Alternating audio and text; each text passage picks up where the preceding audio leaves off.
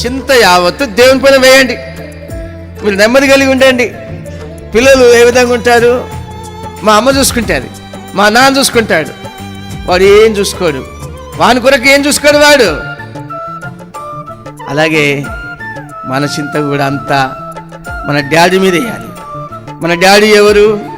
మనం సృష్టించిన సృష్టికర్త. ఆయన మీదనే వేసేయాలి. అప్పుడు మనకు నెమ్మది, సమాధానం కలుగుతుంది.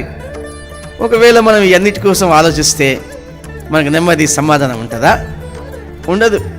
సమాధానంగా బతకలేం, నెమ్మది కలిగి జీవించలేం.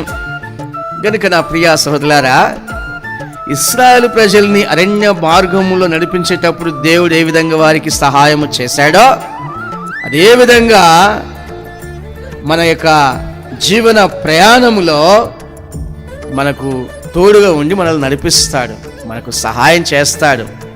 మనం చేయవలసింది ఒకటే, మొట్టమొదట మనం దేవుని రాజ్యం కోసం ప్రయాసపడాలి. దేవుని రాజ్యం కావాలంటే సంపాదించవలసినవి ఏంటివి? డబ్బు కాదు, నీతిని, భక్తిని, విశ్వాసమును, ప్రేమను, ఓర్పును, సాత్వికను సంపాదించాలి. విశ్వాస సంబంధమైన మంచి పోరాటం పోరాడాలి. ఇవి మనిషి జీవితంలో అవసరం. అవి ఉంటే గనక దేవుని రాజ్యం తథ్యం. దేవుని రాజ్యంలో మనం చేరుకుంటాం.